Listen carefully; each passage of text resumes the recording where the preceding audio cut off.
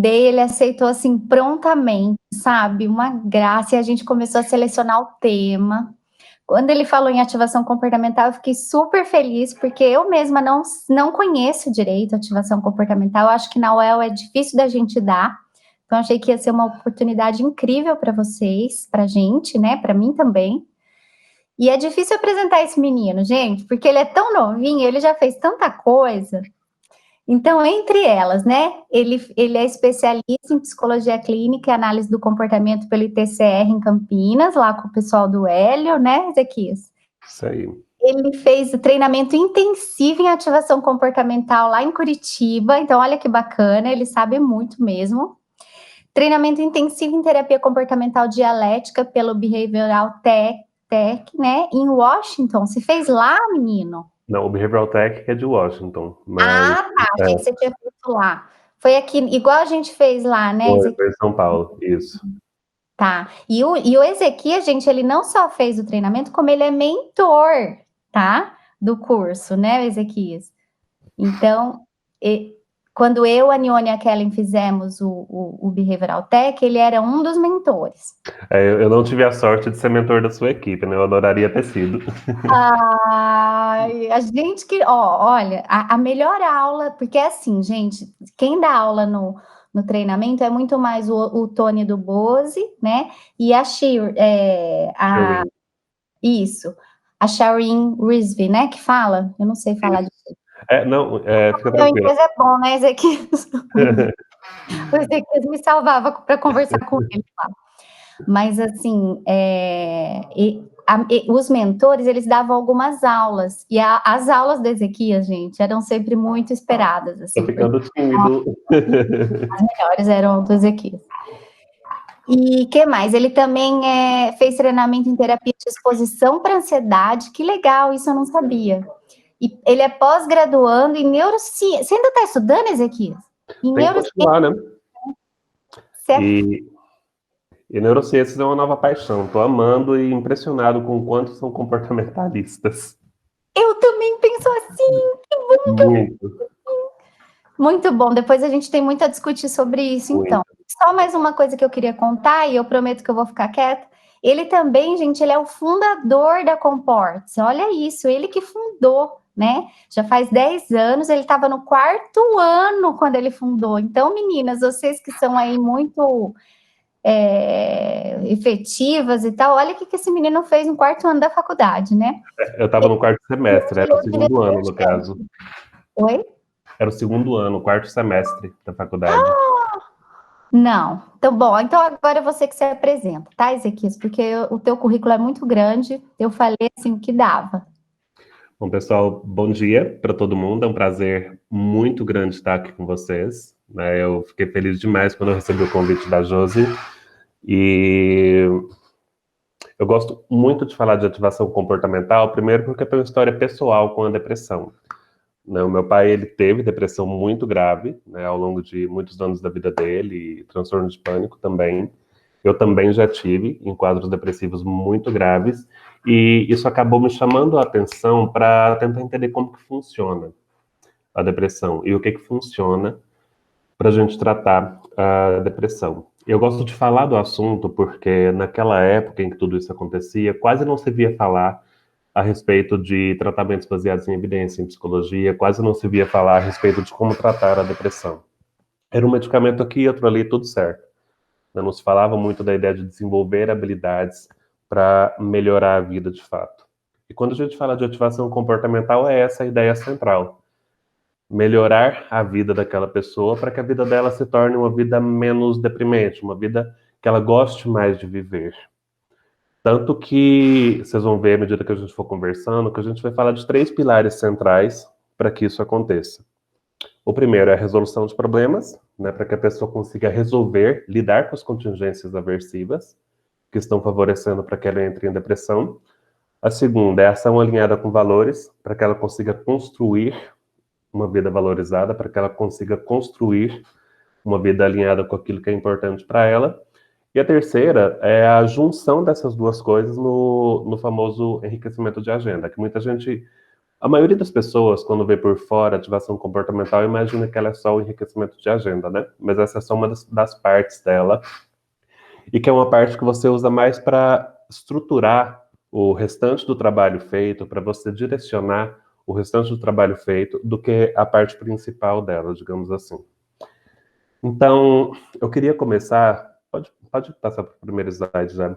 Eu vou avisando para passar? Como que faz? Pode usar para mim. Eu queria começar convidando vocês a abrir a câmera, pode ser? Para eu poder ver vocês. Não estou te ouvindo, Josi. Eu sempre esqueço do microfone. Eu ia pedir isso para vocês, gente, para abrir a câmera. Para quem está dando aula, tem muita diferença a gente poder ver o rostinho de todo mundo. Maravilha. Dá muita diferença. Eu ainda estou me adaptando à ideia de dar aula online, que geralmente eu bato muito papo, brinco muito. Então, online, como tem uma série de mudanças, é muito como eu acabar ficando um pouco perdido, assim, meio solto, porque não dá para bater tanto papo e tudo. Então, para tentar minimizar um pouco isso, eu queria pedir a vocês isso para abrir a câmera. À medida que a gente for avançando, vocês vão ver que tem alguns slides marcados com uma estrelinha. Esses são os slides que eu diria que são principais da nossa conversa. E vocês vão ver que tem outros slides que estão sem essa estrelinha. Esse sem estrelinha tem duas funções. A gente pode ou não falar deles, de acordo com o nosso tempo. E a segunda função é recomendação de leitura para vocês. Vocês receberam o material ou vão receber. Não sei se deu tempo de mandar, porque eu mandei em cima da hora para as meninas. Quando vocês receberem, vocês podem ler esse material. A maior parte dos slides que não estão marcados são vinhetas clínicas. É importante enfatizar que essas vinhetas são ilustrações dos procedimentos que a gente está falando agora. Então, são vinhetas muito curtas, com recortes específicos de situações em que esses procedimentos são aplicados. Caso na leitura surjam dúvidas sobre problemas que podem surgir durante a aplicação deles, fiquem à vontade para me perguntar, tudo bem? E fiquem à vontade para me interromper também, né? Eu prefiro que vocês vão me interrompendo e fazendo perguntas do que a gente voltar tudo ao final. E eu quero começar com essa pergunta. Quem que já atendeu pacientes com depressão? Quem já atendeu pode levantar a mão. Estou vendo as câmeras. Maravilha, eu acho que a maioria de vocês já atendeu, né? Se não todos. Então, talvez a melhor pergunta seja, inclusive, quem ainda não atendeu pacientes com depressão. Porque...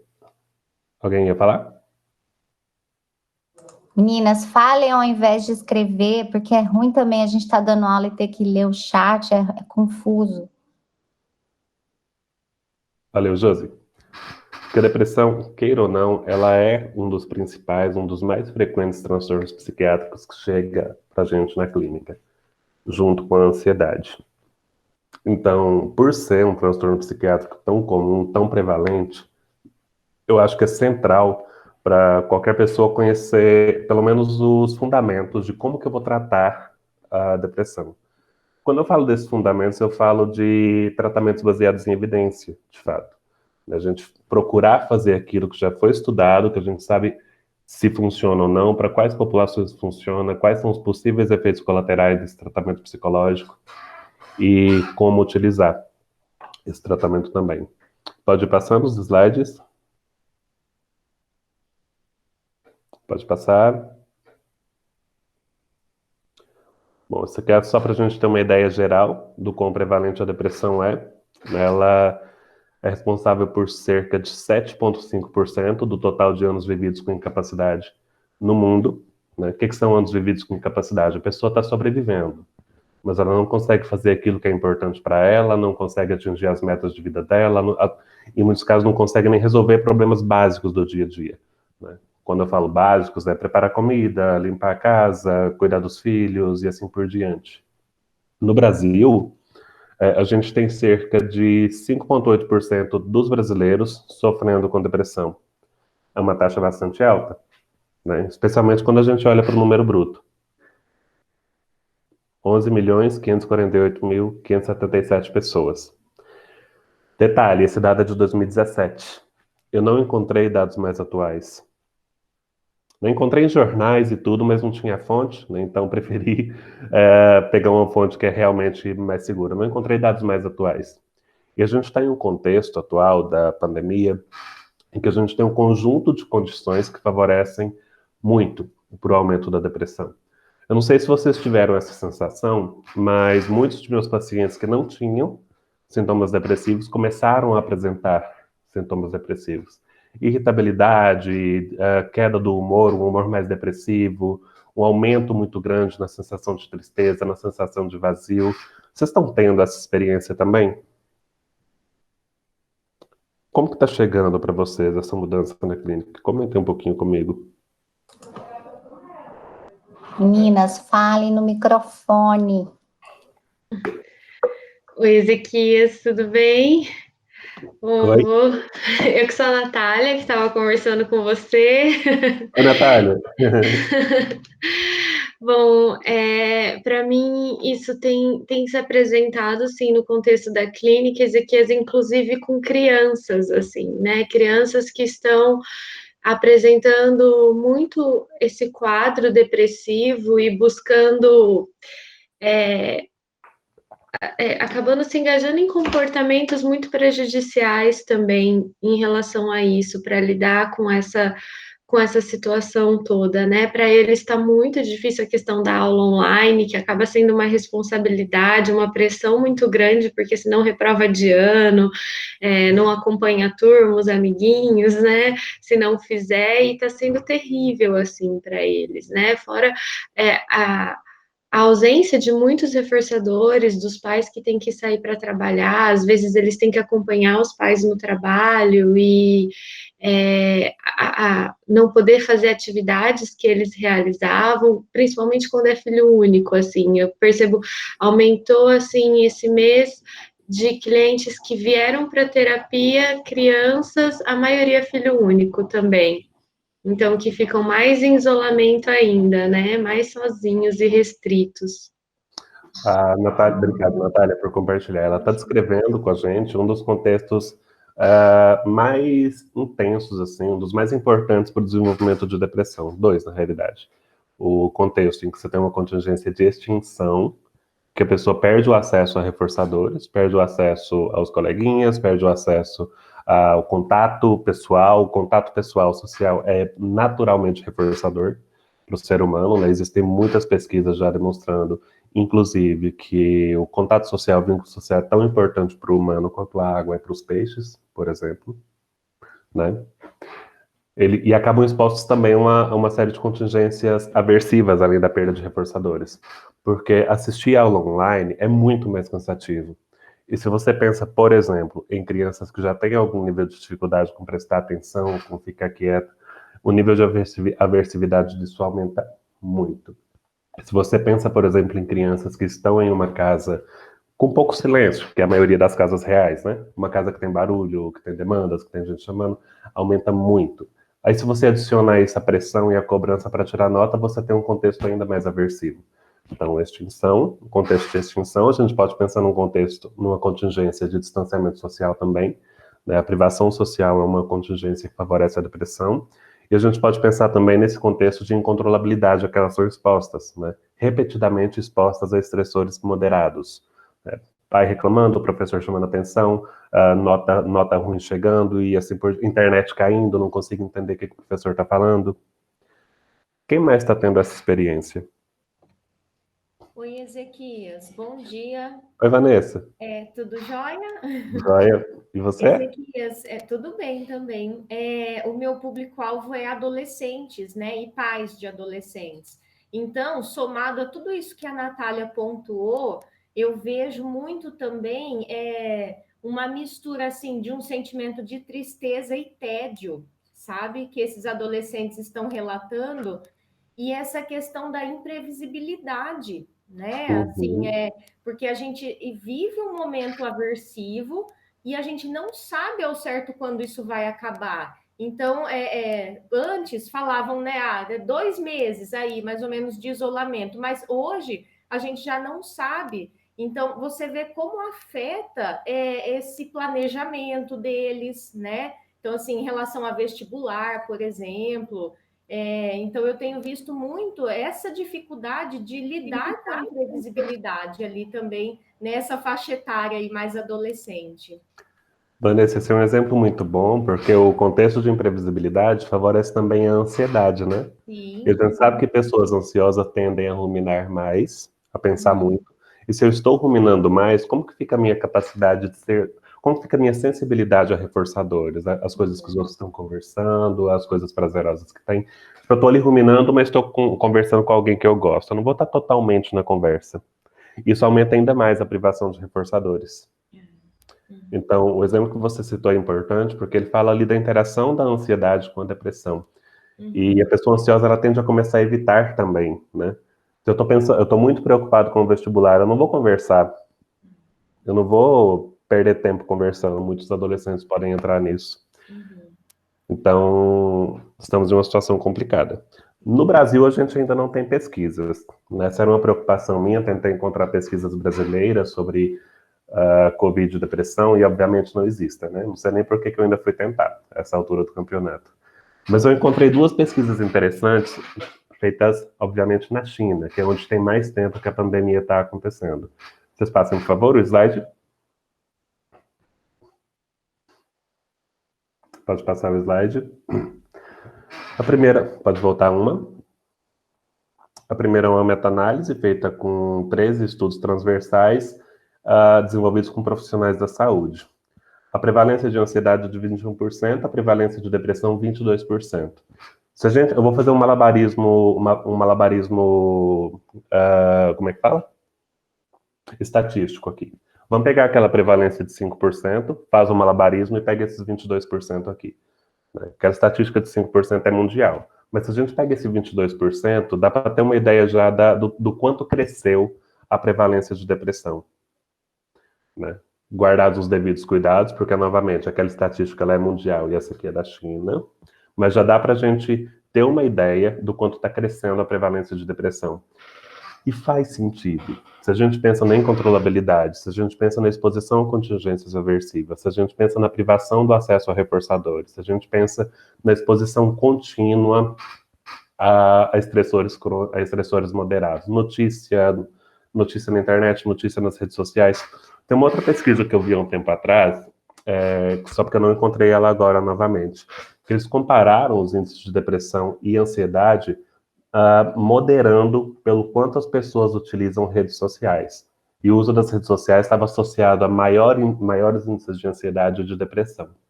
Também foi feita na China, só porque eu não encontrei ela agora para incluir aqui para vocês. Pode passar?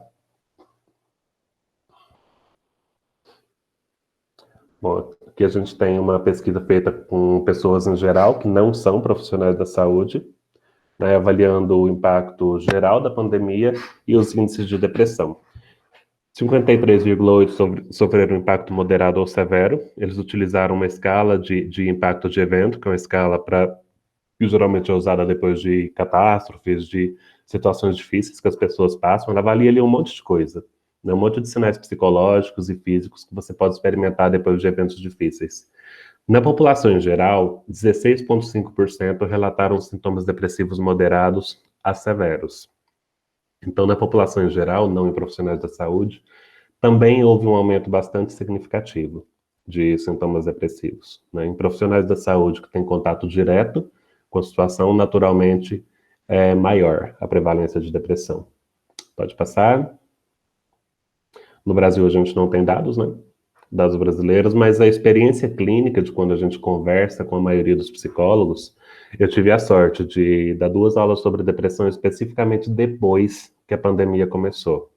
E essas 2 oportunidades pós-pandemia me permitiram ouvir de psicólogos de várias partes do país um pouco da experiência que eles estão tendo com o trabalho com depressão nesse contexto. Pacientes que já eram depressivos estão apresentando um agravamento severo dos quadros de depressão, e muitos pacientes que não tinham sintomas depressivos passaram a apresentar sintomas depressivos. Então, de fato, a gente está olhando para talvez o que... Eu vi um psiquiatra chamando isso de a 4ª onda da pandemia. O que é a 4ª onda da pandemia? O 4º impacto que ela tem. O primeiro impacto é o medo, o segundo a pandemia em si, o terceiro impacto o econômico, o quarto impacto o adoecimento psiquiátrico geral, onde está envolvida a depressão. E no nosso caso, no Brasil, essas ondas estão se sobrepondo. A gente está lidando com as 4 ondas de uma vez só. Então a gente está lidando com uma situação que é mais complexa do que a maior parte do mundo está lidando. E isso torna a situação que nós, psicólogos, vamos lidar, também mais complexa. Por que eu estou enfatizando isso para vocês? Que vocês, desculpa a sinceridade, vocês vão ter que ser guerreiros. Vocês estão sendo guerreiros. E já que a gente vai falar de ativação comportamental, a gente vai falar de cuidado, né, de você construir uma vida alinhada com valores e resolver problemas, eu quero deixar o convite para vocês irem se auto-aplicando ativação comportamental. À medida que a gente for conversando, vocês irem identificando problemas importantes a serem resolvidos, irem identificando valores pessoais de vocês e ações alinhadas com esses valores. Porque se a gente trabalha com situação tão complexa, a gente precisa se cuidar também. Ok? Pode passar o slide. Como que eu vou reconhecer a depressão? Pode passar. A primeira coisa... Posso só fazer uma colocação? A gente lê muito que a gente vai enfrentar um pós... É como se fosse um pós-guerra, né? Que vai ser pior ainda, né? Quando acabar tudo, né? Então isso é assustador, assim, esse termo, né? Vocês estão enfrentando pós-guerra durante a guerra.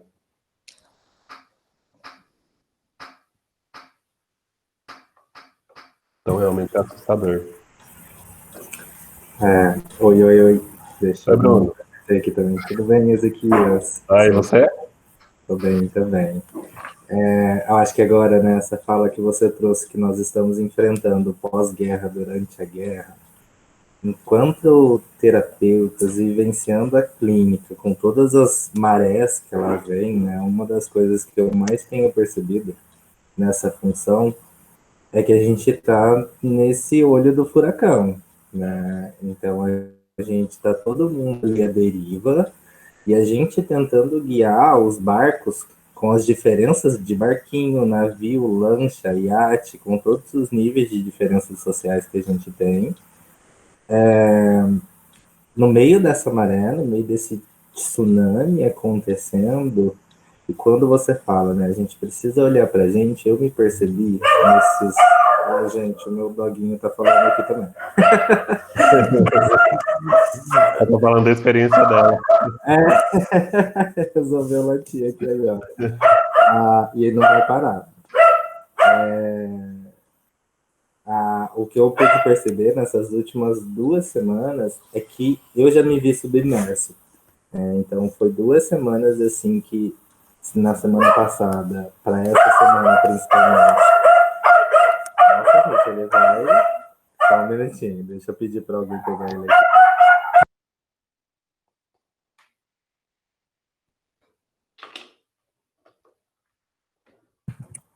Pronto.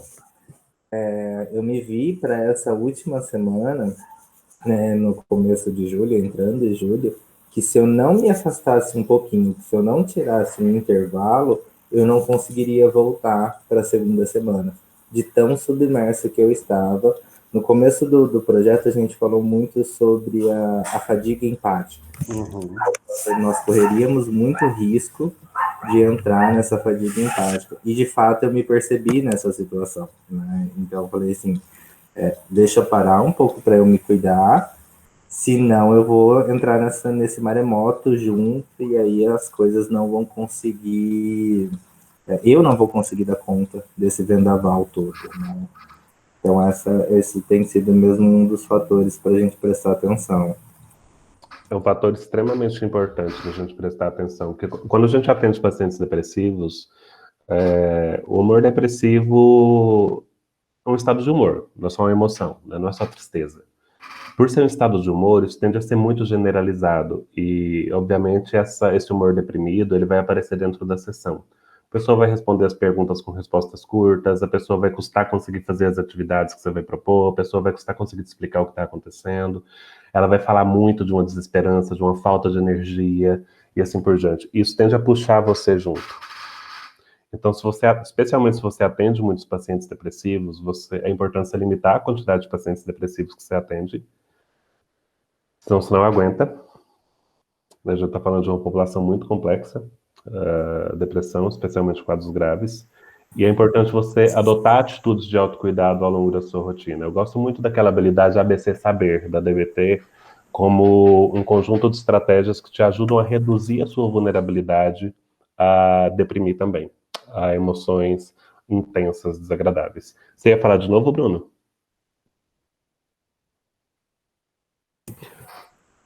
Não, pode seguir. E é muito bom vocês estarem trabalhando em equipe, porque é uma recomendação que eu costumo fazer. Não atender pacientes depressivos graves, em especial, sozinhos, porque não é tão fácil. Então, mantendo em mente que a depressão é um transtorno de humor, a gente está falando de um transtorno entre vários outros. Transtorno bipolar, ciclotimia, transtorno depressivo persistente, a hipomania. Então, a gente está falando de um quadro que faz parte de uma categoria mais ampla e que é importante a gente diferenciar a depressão destes outros transtornos que também são transtornos de humor, especialmente de transtorno bipolar, né, que se confunde muito com depressão se a pessoa estiver na fase depressiva. Pode passar? Como que eu vou reconhecer? Pode passar o slide? Como que eu vou reconhecer a depressão? Os dois critérios centrais são humor deprimido e perda de prazer. A partir desses dois critérios centrais, a gente vai fazer uma investigação mais ampla de um quadro depressivo. Mas eu quero chamar a atenção para você sobre um fato que pouca gente conhece. Pacientes depressivos graves perdem a capacidade de sentir tristeza.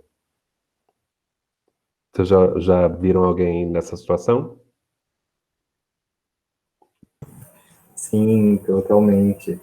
Você tá na apatia, né? Entra numa Isso. fase apática ali, que não esboça qualquer nível de emoção, humor e tudo mais. Você vê uma pessoa totalmente profunda.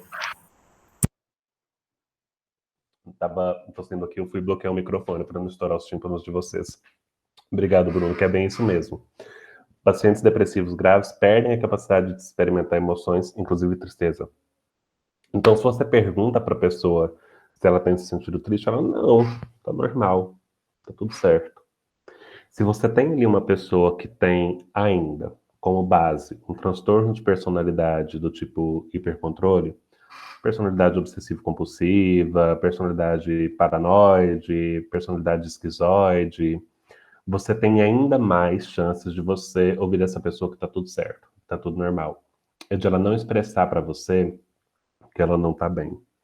Você vai reconhecer isso em pessoas que estão com desempenho muito alto no trabalho, que estão com desempenho muito alto em atividades que elas precisam fazer.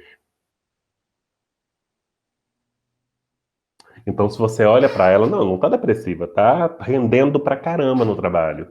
Tá fazendo todas as obrigações dela.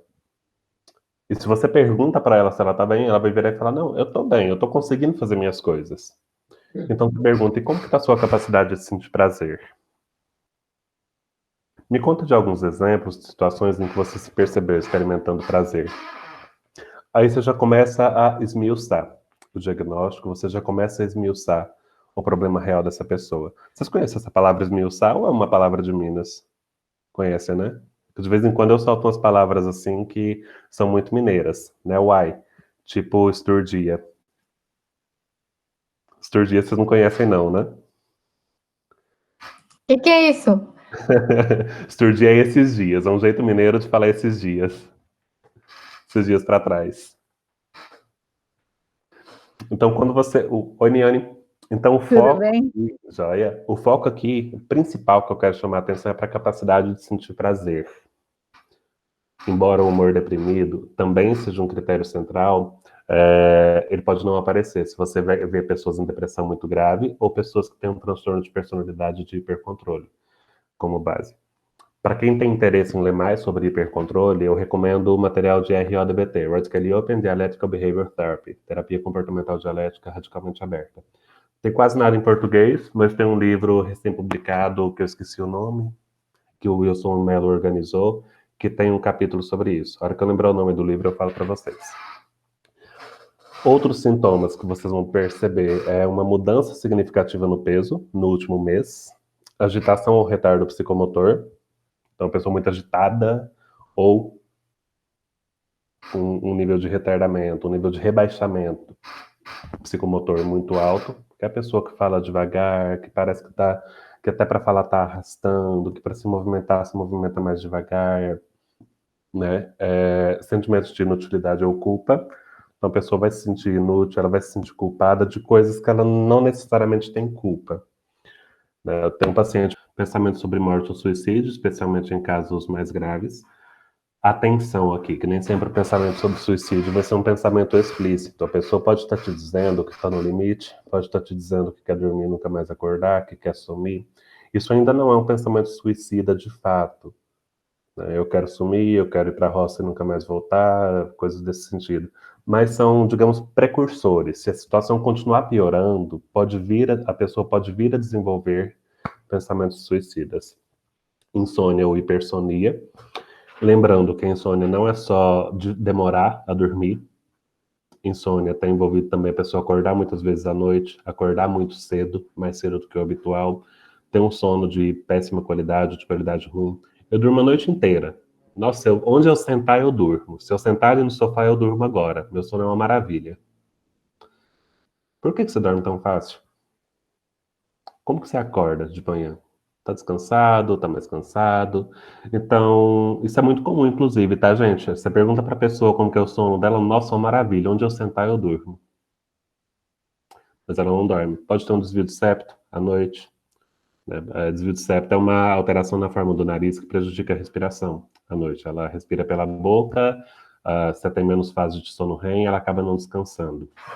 Ela pode ter outros problemas, pesadelos. Importante ficar atento a pesadelos também. Fadiga ou falta de energia e dificuldade para pensar e se concentrar. São outros sintomas importantes também da depressão. Detalhe importante, a gente precisa ficar atento se isso aqui está presente por pelo menos 2 semanas. Se você vai encontrar em torno de 4 sintomas desses por pelo menos 2 semanas. 4 sintomas juntos. Precisa ser nas 2 últimas semanas da vida do paciente? Não. 2 semanas no último mês. Você pode ter melhorado um pouquinho nessas 2 últimas semanas, mas no último mês, há 4 semanas, ele teve 2 semanas seguidas em que ele apresentou esses sintomas. Tem mais de um mês que a pessoa teve esses sintomas? Ele pode estar saindo de um episódio depressivo. Pode ter tido um episódio depressivo passado, está em fase de remissão, e aqui a gente tem que ficar muito atento, porque essa pessoa ainda pode estar mais vulnerável a voltar a entrar em um episódio depressivo. Muita atenção, daqui a pouco eu vou falar disso. Para alternâncias, para ciclagens, para episódios de mania. Daqui a pouco eu vou falar um pouquinho sobre isso. Pode passar o slide? Pode passar. Outros sintomas a que vocês precisam ficar atentos. Sofrimento significativo ou prejuízo. Então, aquilo ali precisa estar gerando sofrimento significativo ou prejuízo, chamando a atenção para pacientes que têm aquela personalidade de hipercontrole, que continuam funcionando bem, mas estão sofrendo por dentro, né? Muito cuidado aqui, porque se você tem uma pessoa que vem de uma história de vida em que relatar sofrimento é punido, é invalidado, ela vai te falar que está bem. Então, você pode ficar atento a outros sinais que a pessoa demonstra que está sofrendo, como a falta da capacidade de sentir prazer, um relato de dor muito grande. Eu tenho uma paciente, então fique atento a sinais, mesmo que não relatados, de sofrimento, tá? Tem pacientes que não concordariam com você se você perguntar diretamente, então pergunte diretamente pelo sofrimento, está te gerando sofrimento, está te gerando prejuízo, e fique atento também a sinais não relatados. Critério C, é importante que isso não seja gerado por uma substância ou por uma condição médica, como o hipotireoidismo, por exemplo, né? O hipotireoidismo seria a causa da depressão, então você trataria a depressão do mesmo jeito, mas seria necessário encaminhar para um endócrino, para ele tratar essa base metabólica do hipotireoidismo. E é importante você verificar também se esse episódio depressivo não é mais bem explicado por outros transtornos psiquiátricos. Esquizofrenia, transtorno esquizoafetivo e assim por diante. E se nunca houve um episódio maníaco ou hipomaníaco. Pode passar? Como que eu vou saber? Pode passar o slide. Pode passar? Como que eu vou saber se nunca houve esse episódio? Você vai ter 2 indicadores centrais que vão te mostrar se você precisa ou não fazer uma investigação mais completa. Quais são esses indicadores? Humor anormal, elevado por pelo menos uma semana, para mania, né? Se você tem aquela pessoa que está tendo um nível de energia muito alto, um nível de agitação muito alto por pelo menos uma semana, é um indício de mania, então você vai investigar mais se enquadra. Ou hipomania, que isso aí dura pelo menos 4 dias. A diferença entre mania e hipomania é na duração dos sintomas e na intensidade deles. Quais sintomas vão ser os mesmos? O humor elevado, nível maior de energia, às vezes a irritabilidade vai estar presente, mas na hipomania isso dura menos, pelo menos 4 dias, e na mania dura mais. Na hipomania isso não gera prejuízo significativo. Na mania isso já gera prejuízo significativo. Essas são as duas principais características que diferem mania de hipomania. Isso aqui não é suficiente para você diagnosticar transtorno bipolar, mas são indícios que te mostram se você precisa investigar mais para ver se a pessoa tem transtorno bipolar. Alguma dúvida? Ok, pode passar. Você vai utilizar o BDI. Ele não é um instrumento que vai te dar diagnóstico, mas ele vai te ajudar a explorar os sintomas do quadro depressivo desse paciente. E essa exploração vai te dar uma medida de nível, de o quão deprimido esse paciente está. Pode passar. Aliás, na ativação comportamental do IAC, que é a que eu vou falar, eles utilizam o BADS-F também, que é um instrumento da FAP. Eu não devo falar dele hoje, mas ele é um instrumento que mede basicamente o quanto a pessoa tem se esquivado de atividades importantes para ela. O quanto ela tem evitado se envolver em comportamentos associados a valores. Pode passar. Caso vocês estejam em dúvida se é depressão, se é alguma outra coisa, eu sugiro utilizar a MINI, que é uma entrevista semi-estruturada de diagnóstico psiquiátrico. Com ela você avalia um monte de transtornos psiquiátricos, lembrando que ela é uma entrevista semi-estruturada. Então você tem as perguntas-chave ali que você vai fazer, só que é necessário você explorar mais do que está ali. Você tem a pergunta, por exemplo, se o paciente tem se sentido deprimido na última semana. Eu não sei se ele sabe o que é se sentir deprimido. Você tem a pergunta, por exemplo, se o paciente tem tido pensamentos autodepreciativos na última semana. Eu não sei se ele sabe o que é ter pensamentos autodepreciativos. Então, use essa entrevista semi-estruturada mais como um roteiro para você saber quais coisas investigar sobre esse paciente. Ela vai te ajudar, inclusive, a diferenciar depressão, de transtorno bipolar e de outras coisas também. Vocês conhecem a MINI? É um instrumento muito bom, desde que você saiba usar. Tem muita gente que pega ela e só faz as perguntas que estão ali. Nesse caso, o risco de você ter falsos positivos e falsos negativos é muito alto. Então, lembrando, usem ela como um roteiro para saber quais coisas investigar, mas investigue mais do que está ali, ok? Pode passar?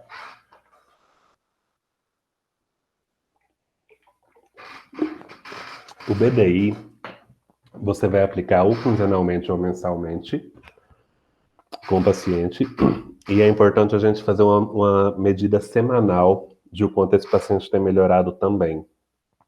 Por que essa medida estruturada é importante? A gente vai avaliar a melhora do paciente de 2 formas, essa é a primeira. Existem muitas pesquisas indicando que os psicólogos tendem a supervalorizar os resultados do próprio trabalho. Então, o psicólogo acha que o paciente está melhorando mais do que ele realmente está. O OQ45 é um inventário geral de avaliação de resultados em terapia que você aplica semanalmente para o paciente. Você envia para ele esse inventário antes da sessão, no dia da sessão, ele preenche e te manda de volta. Existe esse inventário pago online, que você compra o programa e manda só o link para o paciente. Quem estiver disposto a comprar e compartilhar com os amigos, fique à vontade, é $700. Então, quando vocês quiserem comprar e compartilhar aí com o professor, fiquem à vontade, tá bom? Então tá, eu mandei para vocês o mini e tá aqui um resuminho de como corrigir ele para vocês, tá bom? Ele avalia essas 3 dimensões importantes na saúde psicológica, sofrimento subjetivo, relacionamentos interpessoais e desempenho de papel social, e tem uma medida geral, que é a pontuação total, uma medida geral de saúde psicológica. Então você tem aqui os indicativos. Gente, a coisa mais linda é quando você aplica esse inventário semana a semana e dentro de 2, 3 semanas você vê mudanças grandes no resultado. Isso é bom pra gente enquanto psicólogo e bom para o paciente também. Cuidado, Mas é né? Pode falar, isso, Josi. desculpa te interromper, mas é que me chama muita atenção você falar isso. O Dan fala muito isso, né? Nas aulas dele, ele fala que ele mostra várias pesquisas, gente, que indicam que o psicólogo ele está muito errado quando ele acha que o cliente está indo bem. Que a avaliação subjetiva nossa, enquanto psicólogos, é totalmente equivocada. Uhum. Então, o quanto é importante mesmo o uso de um instrumento. Desculpa, esse aqui. Eu agradeço por você pontuar, porque isso é fato. Existem toneladas de pesquisas mostrando que o psicólogo é muito ruim para avaliar progresso de paciente, com avaliação subjetiva. E eu acho que o paciente também deseja isso. Quando tem um instrumento, você aplica e fala sobre o instrumento, nossa, eu acho que o resultado é muito melhor. Nossos pacientes ficam felizes da vida, a hora que eles vão. Exatamente.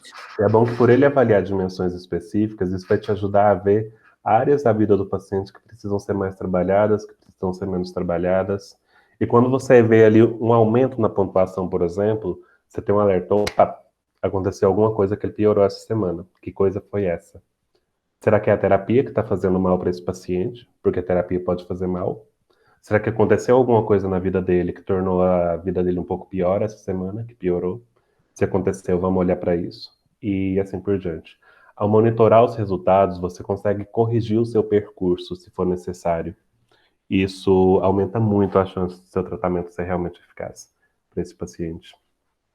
Então, pode passar o slide. A pergunta, né? Ativação comportamental funciona? Para não falar de muitas pesquisas aqui, para a gente ir mais para a prática, eu vou só sintetizar o seguinte. Funciona, tanto quanto o tratamento padrão ouro TCC para depressão, com a diferença de que é mais rápida e mais fácil de aprender, o que torna ela mais barata também. Então, você tem um monte de ensaios clínicos randomizados e de meta-análises comparando as duas. Em algumas, você vai ter uma pequena vantagem para ativação, em outras, você vai ter uma pequena vantagem para TCC. Quando você pega as meta-análises, as revisões sistemáticas com meta-análise que fazem avaliação de vários estudos, você tem ali uma equivalência muito boa entre elas. Então, funciona tanto quanto a TCC e é mais rápida e mais fácil de aprender também. Pode passar? Pode passar todas essas pesquisas. Estão aí as pesquisas para quem quiser dar uma olhada nela depois, né? Eu peguei algumas e fica como referência para vocês. Como que a gente entende a depressão? Pode passar? Todo e qualquer comportamento humano é multideterminado. Então, a gente vai ter interação entre variáveis genéticas, da história pessoal de vida, ontogenéticas e da cultura. Quando a gente fala de depressão, a genética vai favorecer principalmente sua predisposição à gravidade da depressão, ao quão grave ela vai ser, sua predisposição ao quanto você vai responder a medicamentos, e os dados mais seguros param por aí. Você tem outras pesquisas em genéticas com gêmeos idênticos que até dão outros indicativos. Por exemplo, o quão cedo você pode desenvolver depressão, ou o quão provável é que você desenvolva depressão. Mas são estudos muito iniciais ainda, que eles estão começando a fazer agora esse tipo de pesquisa e mostrando mais esses resultados. Para o transtorno bipolar, a base genética é mais importante. E, curiosamente, o transtorno bipolar parece estar mais relacionado à esquizofrenia do que à depressão. Tanto que estão se discutindo muito atualmente, pelo menos do ponto de vista da genética, né, se realmente ele se mantém ali junto com a depressão entre os transtornos de humor. Do ponto de vista ontogenético, que é onde é mais de nosso interesse, como psicólogos, você tem uma série de variáveis que vão contribuir, eu vou falar brevemente delas daqui a pouco, e do ponto de vista cultural também. Pode passar? Como a depressão... Pode passar o slide? Como a depressão é composta por vários fenômenos diferentes, por várias manifestações diferentes, cada uma dessas manifestações é investigada por uma área de pesquisa dentro da análise do comportamento. Pode passar? A abulia, por exemplo, é liberação de reforço livre, uma das áreas de pesquisas que estudam ela. Então, você tem acesso a coisas que são importantes para você, coisas que são reforçadores, independente de você se comportar. Eu tenho um paciente que desenvolveu depressão basicamente por isso. Ele passa o dia jogando, não precisa ter muitos comportamentos orientados por valores, não precisa fazer esforço e ele acaba tendo acesso a qualquer coisa que ele quer. Os amigos visitam ele, a mãe leva comida para ele no quarto, a mãe prepara inclusive a roupa para ele tomar banho. Então, não basta você ter acesso a reforçadores, basicamente. Você precisa produzir esses reforçadores. Um texto interessante para quem tiver curiosidade de ler um pouco mais sobre a importância de você se sentir produzindo reforçadores é aquele O que há de errado ou o que há de mal na vida ocidental do mundo contemporâneo. Como que é o nome daquele texto? O que há de errado com a vida no mundo ocidental contemporâneo. Acho que é isso. É um texto do Skinner que é muito bom, é uma análise geral da cultura. A anedonia é explicada pelo estresse crônico moderado, né, incapacidade de sentir prazer. Estresse crônico moderado é uma contingência em que você é exposto a estressores de nível moderado repetidamente. Então, um exemplo muito comum.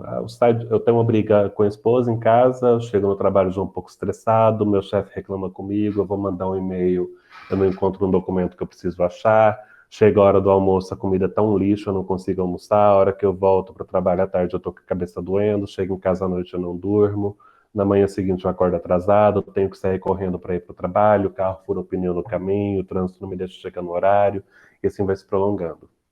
Não são estressores muito intensos, como uma briga muito grande com a esposa, como a morte de alguém, são estressores moderados. A irritabilidade é explicada principalmente pela contingência de extinção, que é quando você perde o acesso a reforçadores, né? Todo mundo conhece o que são reforçadores? Eu estou falando aqui como se todo mundo... Com certeza, isso com certeza. É uma maravilha. Tudo São aluno da UEL, tudo. Todos são analistas do comportamento, então. Ah, maravilha. A falta de iniciativa, principalmente pelas contingências de extinção e desamparo aprendido. Né? Desamparo aprendido, você é exposto a uma contingência aversiva de incontrolabilidade grande, você não consegue interromper aquela aversividade, você não consegue evitar que ela comece e termine independente do seu controle.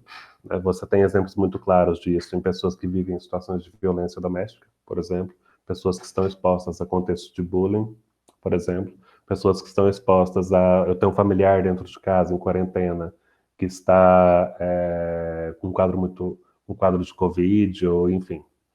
O negativismo, são os pensamentos negativistas, principalmente pelas molduras relacionais, e a paralisia pela supressão condicionada, que é um modelo de pesquisa que estuda também a ansiedade. Pode passar. Quem tiver curiosidade de ler um pouco mais sobre os modelos experimentais, eu recomendo o capítulo 5 desse livro, Depressão, Psicopatologia e Terapia Analítica Comportamental, que é um livro que eu organizei em conjunto com a Ana Carolina Bittencourt, com a Marista Rodrigues e com a Nathalie Brito. O capítulo 5 foi escrito pelo Roberto Banaco, Denisa Mignani e a Marina. Então, eles falam de maneira muito didática dos modelos experimentais. Pode passar. Quem quiser entender um pouquinho melhor sobre molduras relacionais, esse texto introdutório é excelente. Eles explicam também de maneira extremamente didática o que são as molduras relacionais, como elas operam na vida da pessoa, e tem inclusive alguns relatos de pesquisas experimentais sobre molduras relacionais. É um texto bem legal para quem quiser se introduzir ao assunto. Pode passar. E para quem quer entender sobre cultura, eu recomendo esse livro, A Depressão como Fenômeno Cultural na Sociedade Pós-Moderna. Esse é um livro interessante porque ele começou como um capítulo daquele livro nosso sobre depressão, e ele fez tanto sucesso, o pessoal gostou tanto que ele se tornou um livro à parte. Então eles ampliaram, né? Na segunda edição do livro sobre depressão, esse capítulo já não estava presente, porque foi lançado como um capítulo ampliado depois, e é um livro maravilhoso sobre depressão e cultura. Então, se tem várias pesquisas da antropologia, interpretações comportamentais dessas pesquisas, eu recomendo muito esse livro. Pode passar? A ideia nessa parte não era explorar tanto com vocês quais são esses modelos experimentais. Era só para entender um pouquinho que todo quadro depressivo vai ter uma causa. A minha ideia com vocês é a gente focar mais no tratamento da depressão, porque eu acho que é o que é mais importante para vocês nesse contexto. Faz sentido? Maravilha. Então vamos começar a entender como que a gente trata os quadros depressivos. Pode passar?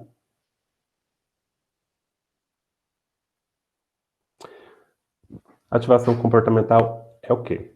Primeira coisa, é importante a gente ter isso claro, ter isso em mente. Que ela é uma abordagem breve, que visa mitigar a depressão e prevenir futuras recaídas.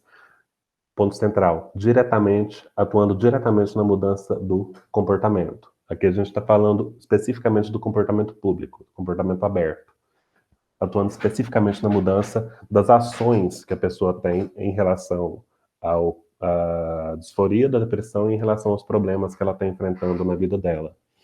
Pode passar? O modelo de ativação comportamental que eu vou apresentar para vocês é o modelo proposto pelo Paulo e pela Juliana Abreu, que foi proposto inicialmente em 2017, nesse artigo, Ativação Comportamental apresentando um protocolo integrador no tratamento da depressão, e foi ampliado foi ampliado e apresentado nesse livro que está sendo lançado, foi lançado agora, acho que mês passado, que é a Ativação Comportamental na Depressão.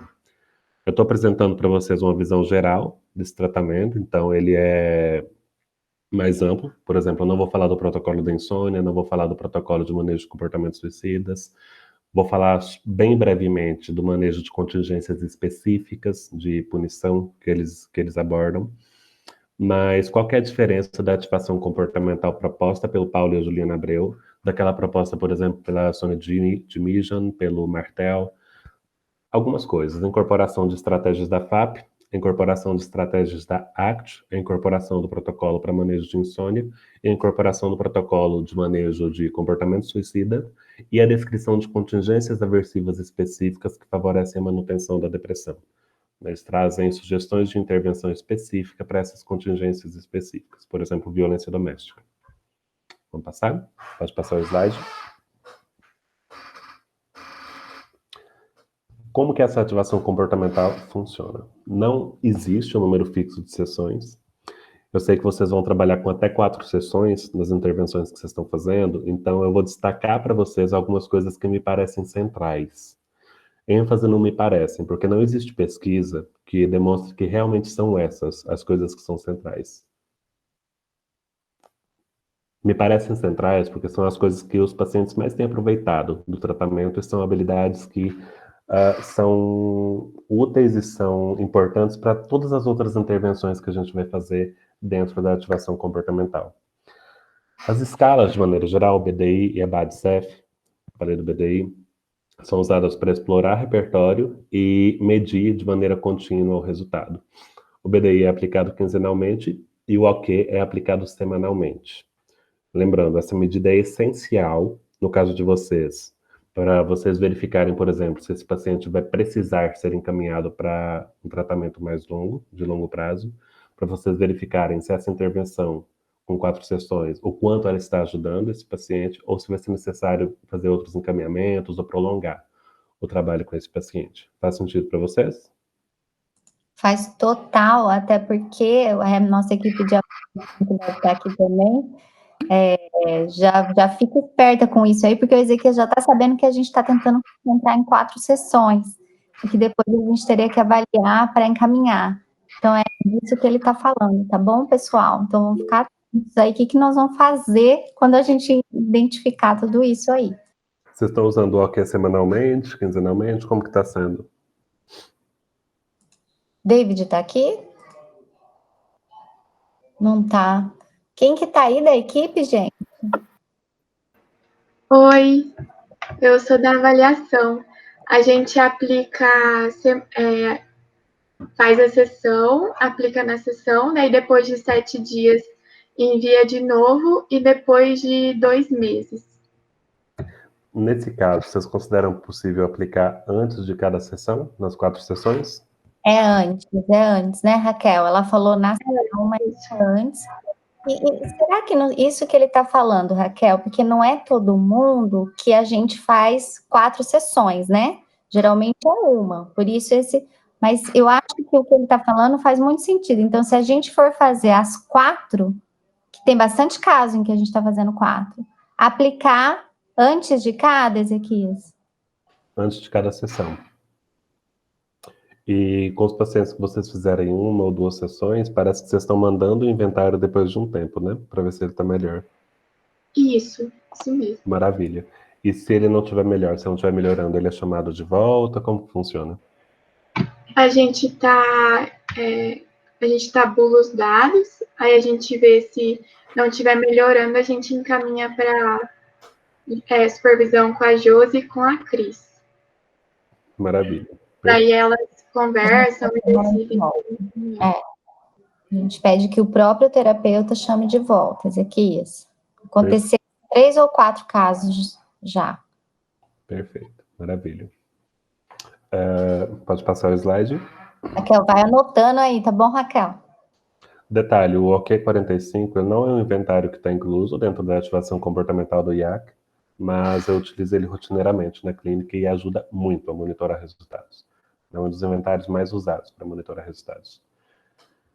Na primeira sessão da ativação comportamental, você vai fazer essa avaliação funcional inicial, no caso, eu vou explicar como que ela é feita. Você vai aplicar o BDI e o OK45 com ênfase em ouvir e acolher esse paciente. Então, aqui existe uma preocupação, se você pega os modelos mais hospitalares da ativação comportamental, por exemplo, que são modelos fixos, um número de sessão, existe um protocolo bastante rígido a seguir de o que fazer. Né? Quais coisas eu tenho que fazer na primeira sessão, quais coisas eu tenho que fazer na segunda sessão, na terceira e assim por diante. Dentro da ativação do IAC, a ideia, embora existam essas recomendações, esses princípios, a ênfase vai ser você ouvir e acolher. Especialmente se, recentemente, essa pessoa tiver passado por uma situação muito difícil. A perda de um relacionamento, a perda de um familiar, acabei de sair de uma internação, estou precisando muito falar. Então, o falar e ser acolhido enquanto fala, isso por si só é bastante terapêutico. Tem muito paciente que melhora muito, simplesmente por poder falar. Então, na primeira sessão ainda, você vai apresentar a racional da ativação comportamental, também vou falar como isso é feito. Ele recebe um texto com essa racional, a ideia é de que ele leia e preencha algumas coisinhas nesse texto, eu mandei esse texto para vocês.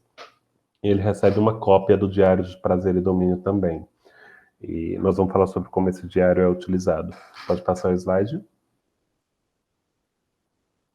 Na segunda sessão, é importante você pedir para esse cliente sintetizar o que ele entendeu da racional da ativação comportamental.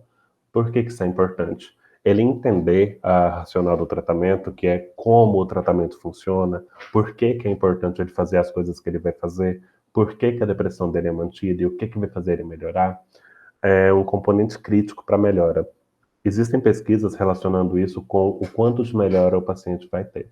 Ele entender e concordar com a racional. Eu nunca tive nenhum paciente que não concordasse, tá? Mas, enfim, porque a maneira de apresentar é você modelar isso no repertório verbal do paciente. Então, favorece bastante para que ele concorde, para que ele entenda. Então, você explica na primeira sessão e na segunda sessão você pede para que ele resuma para você aquilo que ele entendeu. Caso exista alguma dúvida, caso tenha alguma compreensão mais distorcida em relação a como a racional de fato é, você pode esclarecer isso novamente na segunda sessão. Esse é um componente central, porque quando ele sair do trabalho com vocês, ele precisa saber o que é importante que ele continue fazendo para ele continuar melhorando. Não saber isso pode dificultar para que ele se engaje nos comportamentos que ele precisa se engajar lá fora. Isso é importante também, porque o que vocês vão estar pedindo para esse paciente no tratamento de ativação comportamental é exatamente aquilo que ele mais tem dificuldade, que é entrar em atividade. Então, se ele entende por que você está pedindo isso, por que ele está fazendo aquilo, ele começa a ver sentido em entrar em atividade. E o sofrimento é mais leve de você passar por ele se ele tem algum sentido para você. Faz sentido? Sentido. Eita, agora que eu vi que a Zilá tá aqui. Ainda bem que você só viu agora. Nossa, ainda bem mesmo. Ela, a Nione, todo mundo dela. Na a Nione eu me preparei emocionalmente antes. A Nione, a Josi, agora que eu vi a Zilá... Nossa! Isso aqui está sendo um presente ouvir sua aula. Vou lá te fazer um exercício de relaxamento e voltar, porque eu sou uma pessoa ansiosa. Está sendo um super presente. É um prazer. Ouvir você. Zilá, eu tô brincando. É um prazer muito grande você estar aqui. Eu fiquei muito feliz de você estar aqui com a gente hoje. Amando. Também amei você estar aqui. Obrigado. Ezequias, posso falar agora? Aquele momento que eu te cumprimentei, na verdade eu ia fazer uma pergunta na sequência, só que você respondeu a pergunta. Eu só queria te dizer que você é extremamente bem-vindo, nós estamos extremamente felizes de você estar aqui com a gente, né?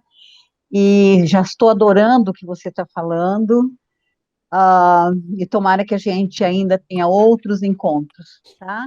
Eu te compreendo muito quando você fala algumas colocações de why, antes, don't e tal, porque eu também sou mineira, então é muito gostoso esse compartilhar. Só que eu já vou aproveitar e fazer uma pergunta, posso? Manda ver. Tá, vendo o que você está colocando, que na primeira sessão você fala da racional, né, da ativação comportamental, e na segunda você retoma para ver se ficou alguma coisa ainda que o cliente não entendeu, né, e até que ponto, né, ele está já entrando no processo terapêutico.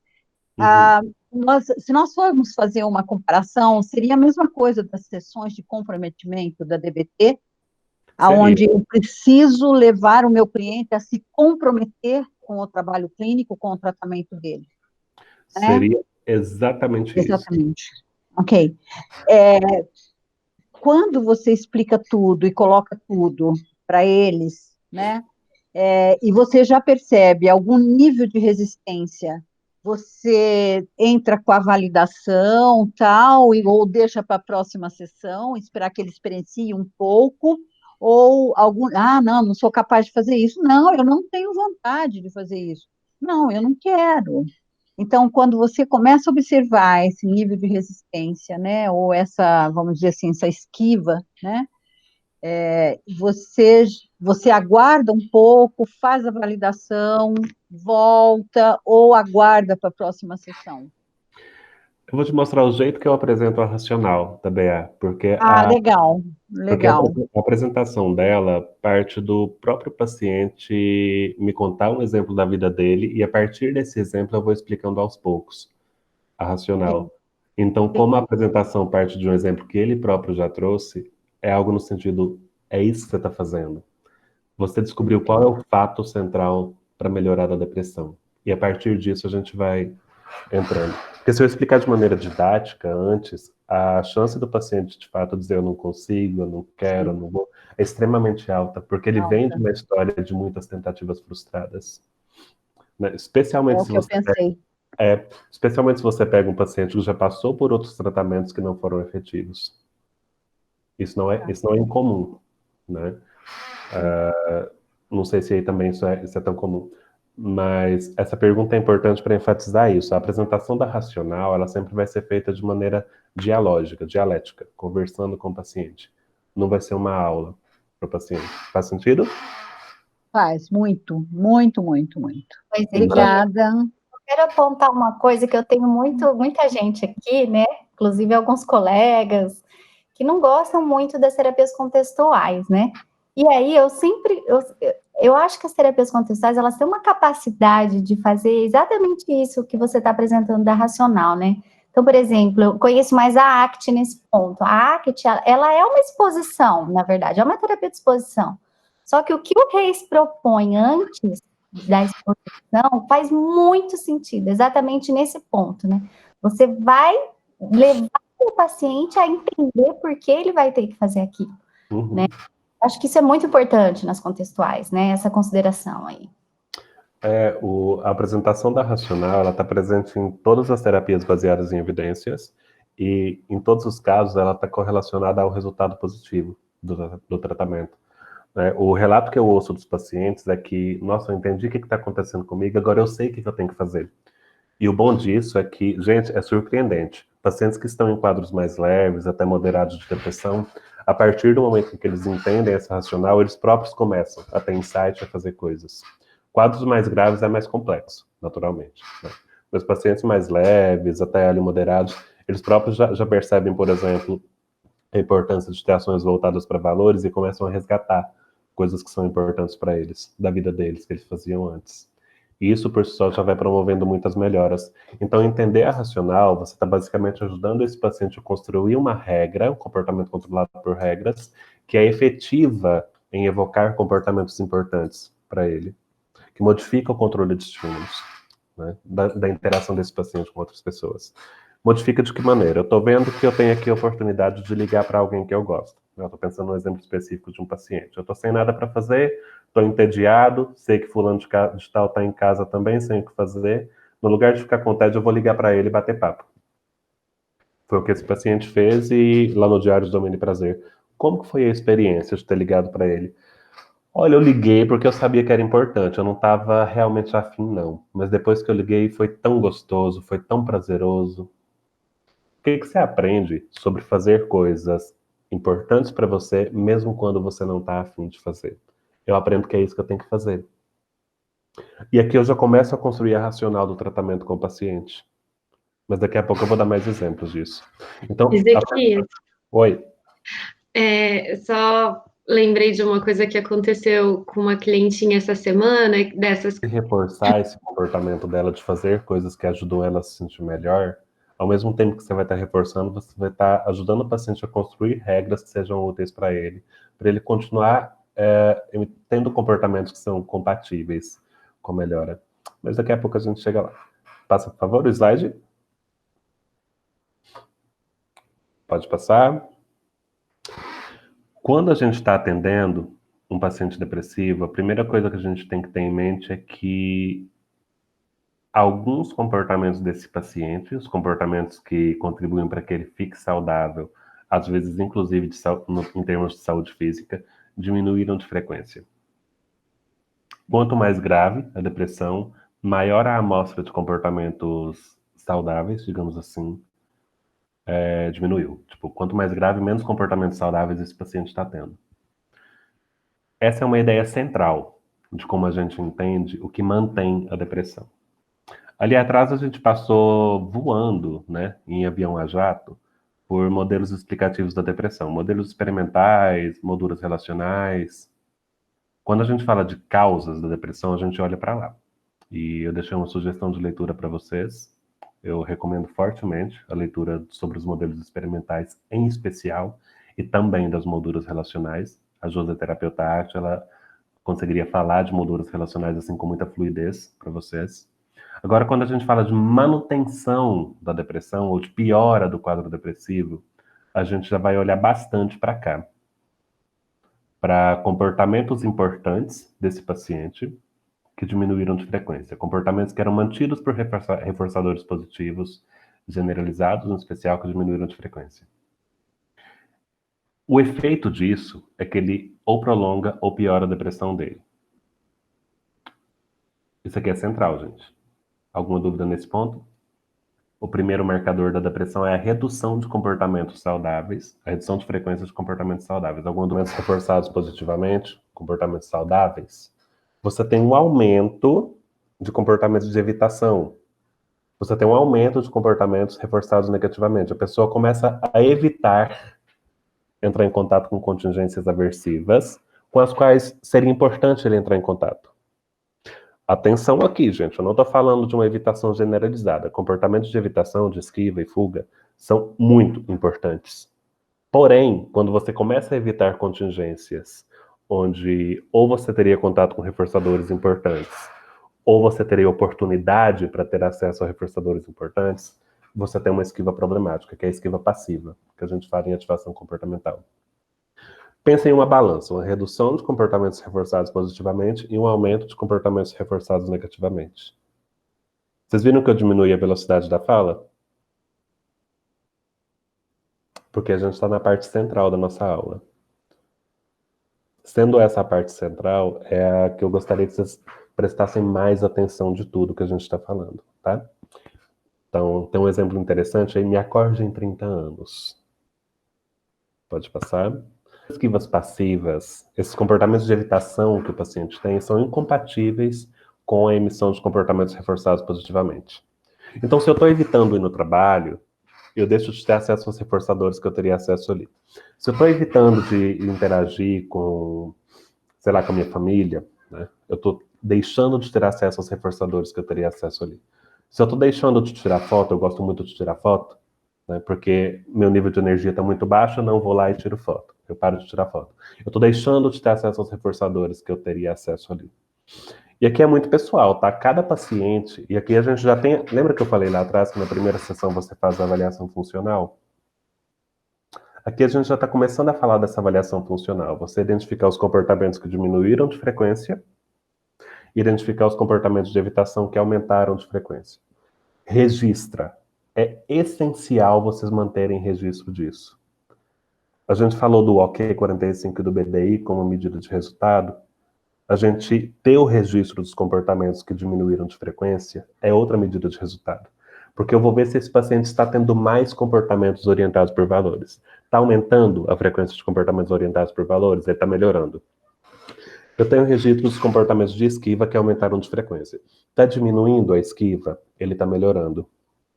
O BADS-F, que é aquele outro inventário que é utilizado na ativação comportamental do IAC, é um instrumento especificamente utilizado para isso, para medir esquiva passiva. Eu, pessoalmente, gosto de fazer essa medida anotando.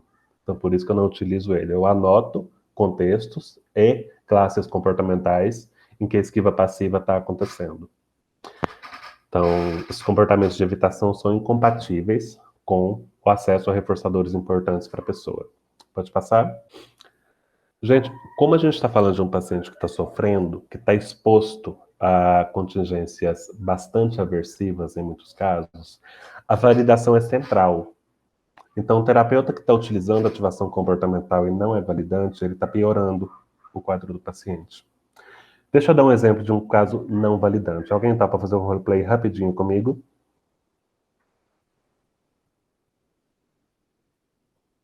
Qualquer pessoa.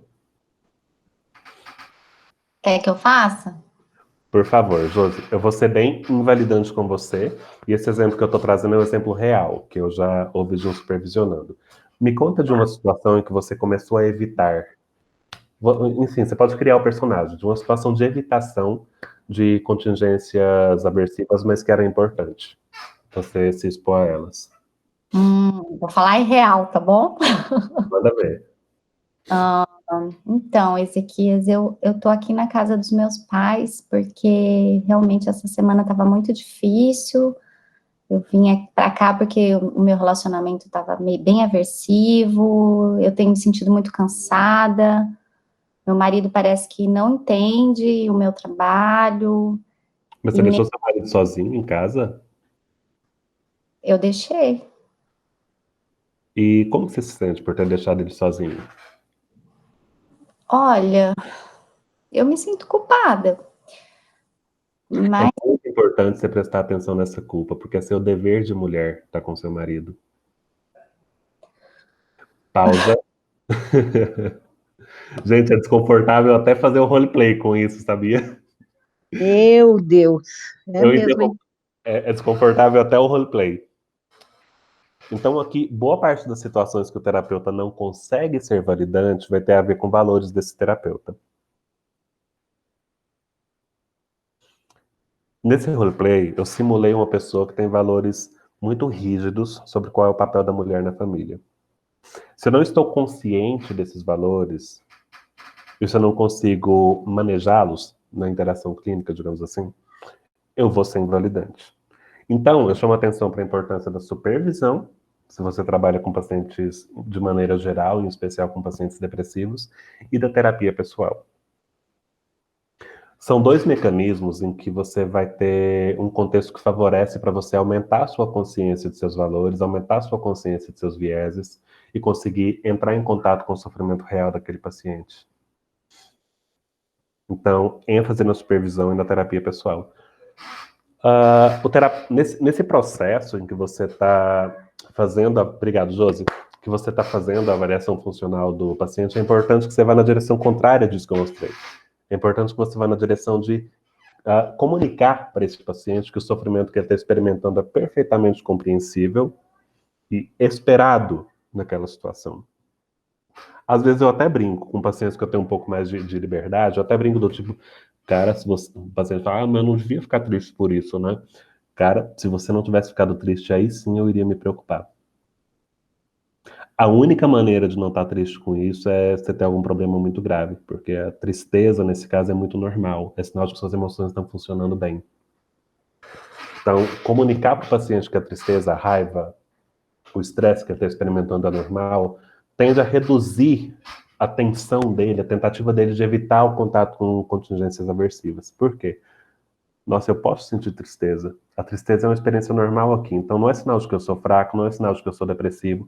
Cuidado com isso. Muito cuidado com você rotular a experiência do paciente como, você está assim porque você está depressivo.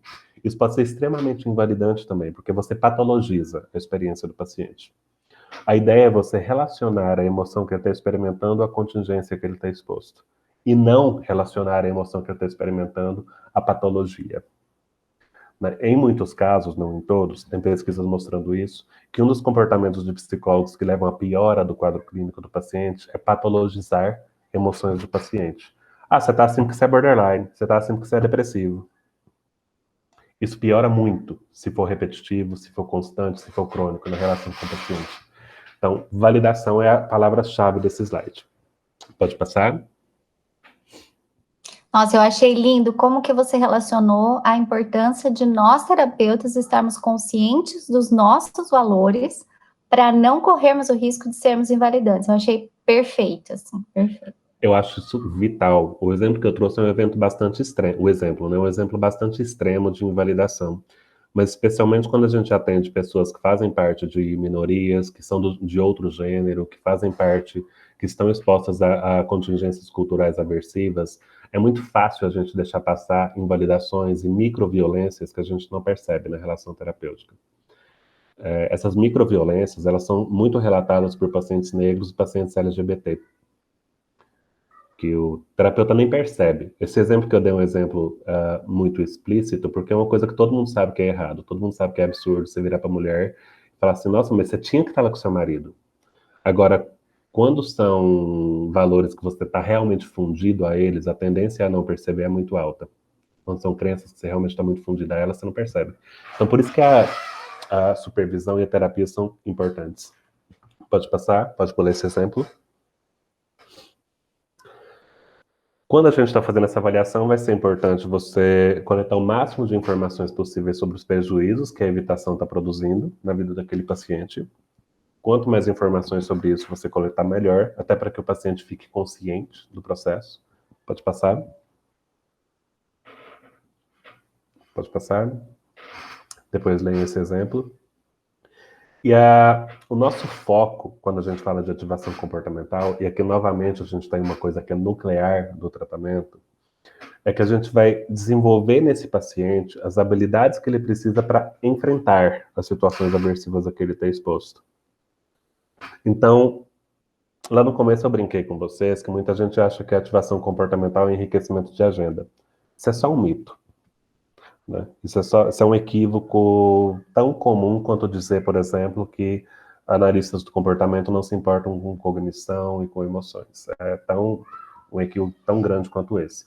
A ideia central na ativação comportamental é desenvolver habilidades e você ajudar o paciente a lidar com aquelas situações aversivas de maneira mais efetiva. Em muitos casos, experimentando e aceitando um sofrimento de curto prazo para resolver o problema no médio e no longo prazo.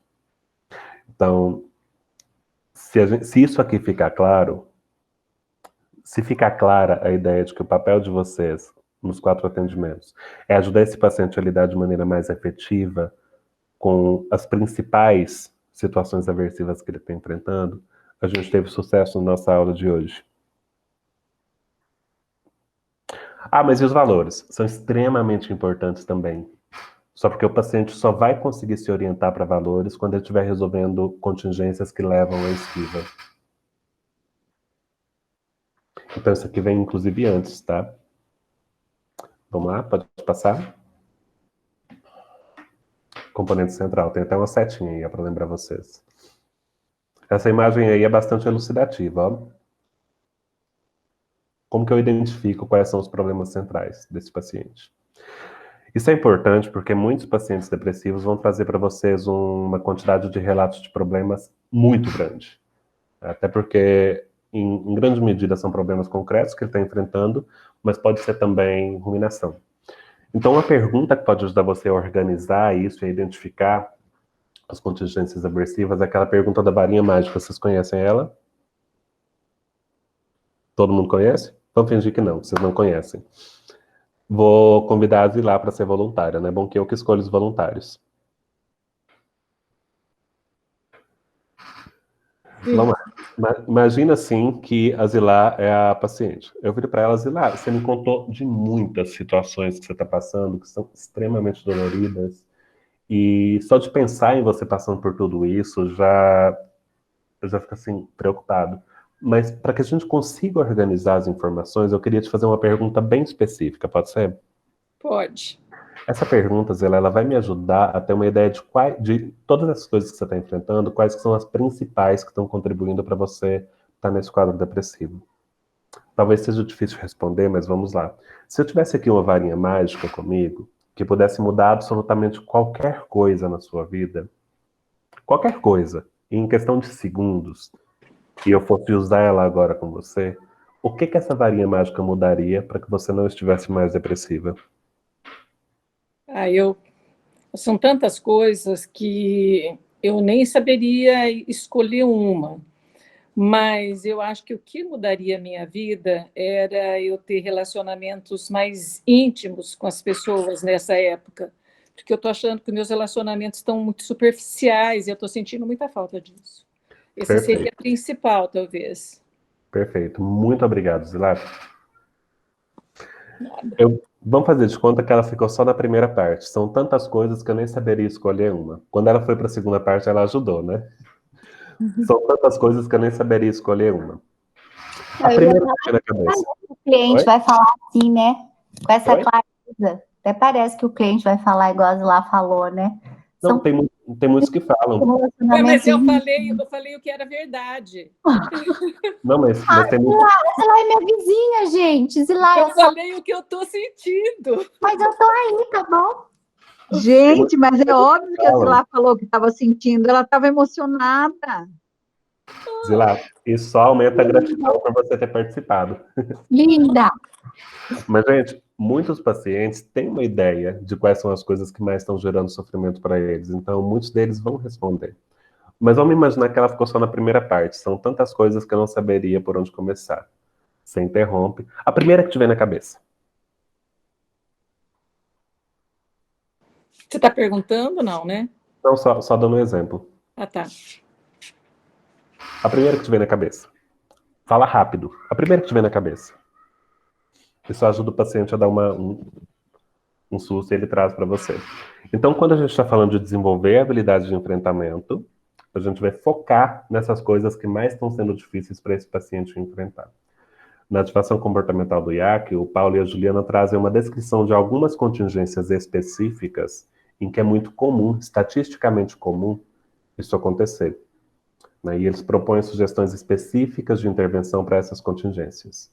Mas você já identificando essas contingências e desenvolvendo a habilidade de enfrentamento para elas, você já está com 80% do seu caminho andado, né, no que diz respeito a essa parte da ativação comportamental, de resolução de problemas.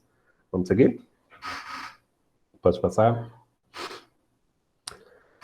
Quando você vai desenvolver essas habilidades de enfrentamento, você vai utilizar um modelo específico de de avaliação funcional, que o Paulo e a Juliana traduziram como GUI-1 e GUI-2, que são os acrônimos para track e track no inglês. O primeiro G do GUI-1 é gatilho, que é o SD, ou estímulo condicionado que evoca a emoção. A emoção negativa, o primeiro E, e o segundo E é a esquiva. Qual comportamento de esquiva passiva esse paciente está tendo? Na minha prática, no lugar de GUI-1, eu coloco GIP, com P no final. G-E-P, de passiva. GUI-2, a esquiva ativa, que é o comportamento de enfrentamento que o paciente vai passar a adotar para lidar com o problema. Gatilho, emoção aversiva e enfrentamento. Eu coloco GUI-A, de ativo. Eu acho isso mais claro para o paciente do que GUI-1 e GUI-2. Pode passar o slide? Essa esquiva passiva, ela vai ser reforçada por reduzir o contato do paciente com a contingência aversiva e reduzir o sofrimento dele. E a relação entre essa esquiva passiva e a redução do sofrimento e a relação entre essa esquiva passiva e a não resolução do problema precisam ficar claras. quando você está conversando com o paciente. E a partir disso aqui, de clarificar isso aqui, que você vai começar a apresentar para ele a racional do tratamento. Como que isso é feito? Pode passar? Pode passar?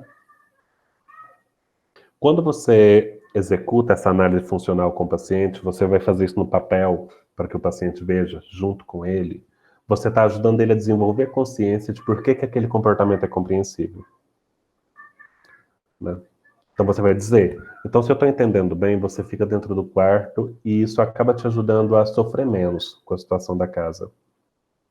E esse sofrimento acaba te estimulando a ficar mais no quarto. É isso? Sempre checando. Faz sentido? É isso? Entendi bem? Essa checagem é importante para você tanto dar autonomia para o paciente, quanto dar também a oportunidade dele te corrigir, se você estiver viajando na maionese. Pode passar? Então, você pode ensinar isso como habilidade de análise funcional. Para ensinar isso como habilidade, você vai pedir ao paciente para fazer, junto com você, análises funcionais de outros comportamentos. É uma maneira de ensinar. E é positivo ele aprender, é bom ele aprender para que ele consiga continuar aplicando isso lá fora, na vida dele. Para que ele consiga continuar entendendo como que os comportamentos de evitação passiva dele estão sendo reforçados e estão sendo mantidos. Identificada a esquiva passiva, você passa para a segunda habilidade central.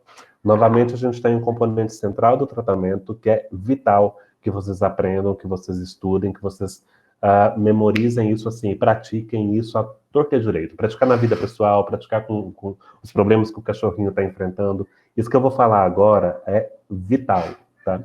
Então pode passar. Que é usar a habilidade de solução de problemas. Vocês conhecem ela? Pode passar? Pode passar? A resolução de problemas é um conjunto de passos, né? Que você vai ensinar para o paciente, você vai fazer junto com ele, ensinar ele a fazer. Por ser um conjunto de passos, pode parecer que é tudo igualmente importante. Que descrever a situação problemática, verificar fatos, identificar a meta, imaginar muitas alternativas, escolher uma ou duas e experimentar. Não são igualmente importantes. Qual parte dessa habilidade vocês imaginam que é a mais importante de todas? 1 e 2. 1 e 2? 1, 2, 3. De acordo com pesquisas, a mais importante é a de gerar soluções. Uhum. Brainstorm.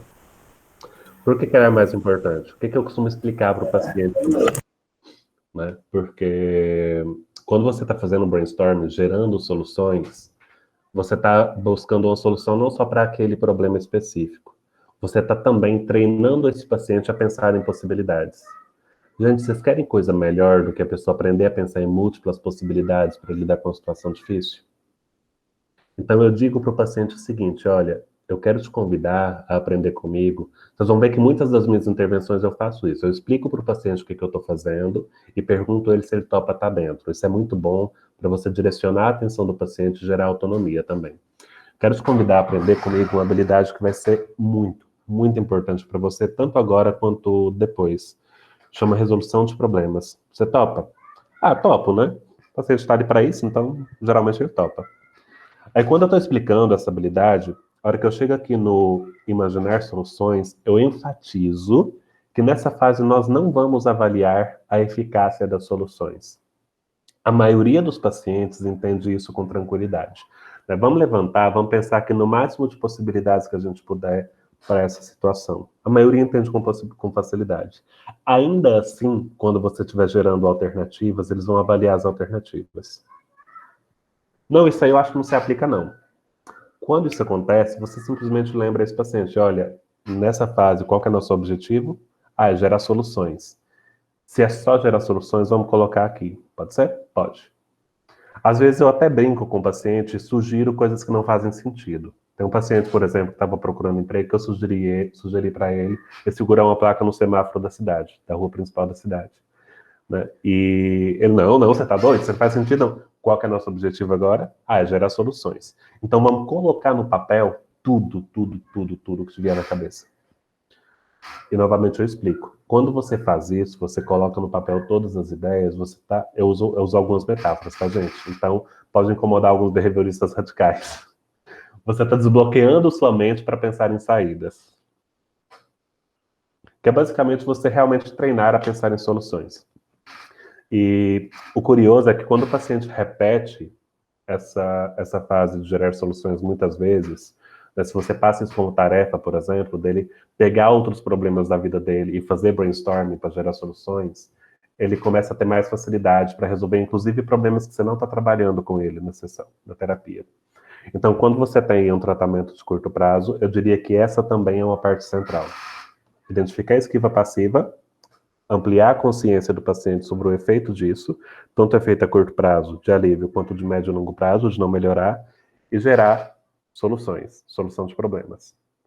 Depois que você passa pela fase de gerar soluções, você vai avaliar a eficácia de cada uma delas. Aqui, cada terapeuta faz isso de uma forma. O que eu faço? Eu peço ao paciente para atribuir uma nota de 0 a 100 de o quão aplicável aquilo ali é.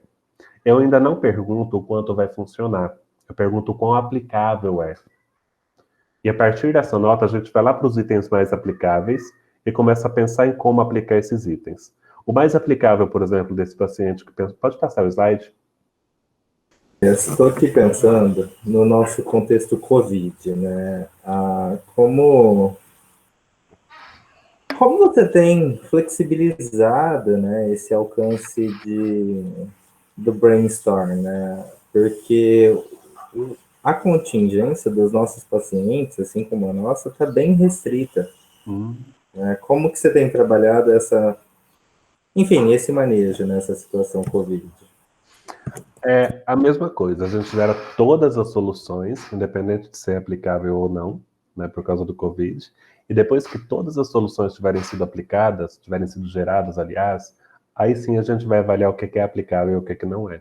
No não é aplicável, podem entrar as limitações da Covid, podem entrar outras limitações financeiras, limitações, sei lá, isso é muito longe, eu não tenho como ir lá agora, ou isso aqui eu dependo de outra pessoa.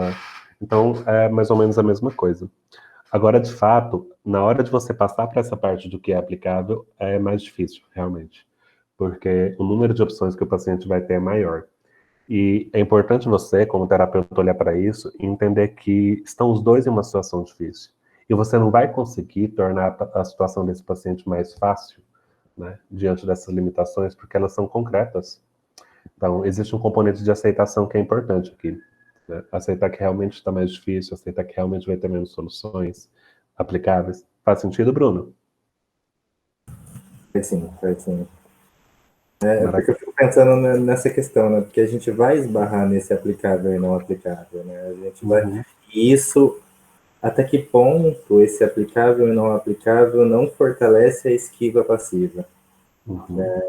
Mas tá lá, olha, não dá para fazer, não dá, preciso disso, preciso daquilo, não posso sair de casa, tenho que cuidar dos meus pais, enfim. Se surgir um outro problema na resolução de problemas, você aplica a resolução de novo. Por exemplo, o exemplo daquele paciente, eu não sei como fazer um currículo. Não foi necessário resolução de problemas porque foi muito simples, né? O que a gente pode fazer então? Aprender a fazer um currículo. Então, a gente aprendeu na própria sessão. Mas vamos imaginar um paciente, por exemplo, que tem o problema de não ter dinheiro para, sei lá, fazer alguma coisa que é importante para ele, fazer um curso. Resolução de problemas para buscar alternativas para conseguir ter esse dinheiro. Juntar dinheiro, pedir emprestado, vender alguma coisa. Aí você vai gerando junto com o paciente. Vamos pensar em um paciente que depende dos pais para conseguir fazer alguma coisa, fazer faculdade fora de casa, né? Resolução de problemas. Aí você vai tentar gerar alternativas sobre como que vai ser a conversa com esses pais, por exemplo.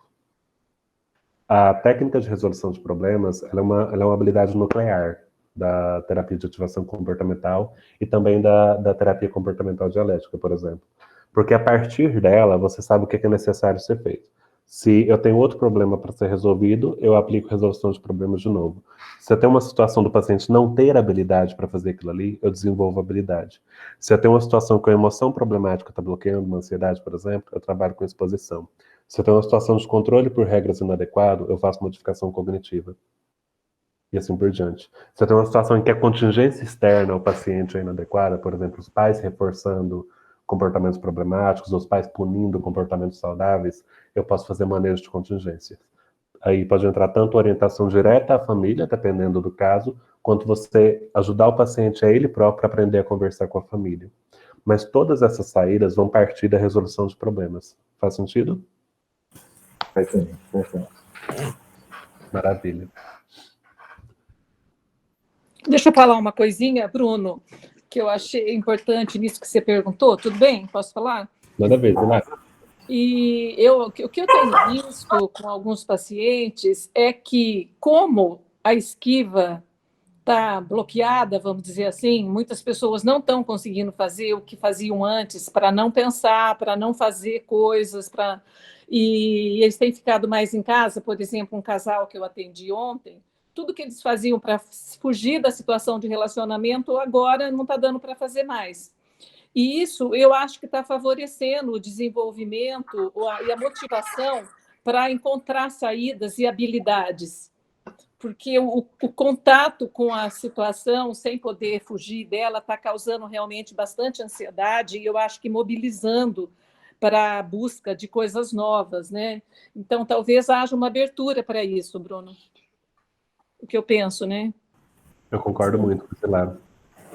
É um ponto importante que ela levantou, que eu observo também. A partir do momento que ela falou, eu percebi que isso está acontecendo. Por isso que é bom a gente conversar, né? Conversar com outras pessoas amplia a consciência da gente. E isso é verdade. E quando você pega, por exemplo, a avaliação do efeito da esquiva passiva do paciente, que é aquele passo anterior, ele já percebeu que continuar se esquivando não vai funcionar. Quando você chegar a uma solução, você vai utilizar antecipação, que é o paciente se imaginar aplicando aquela solução. A habilidade de antecipação é uma habilidade clássica da DBT.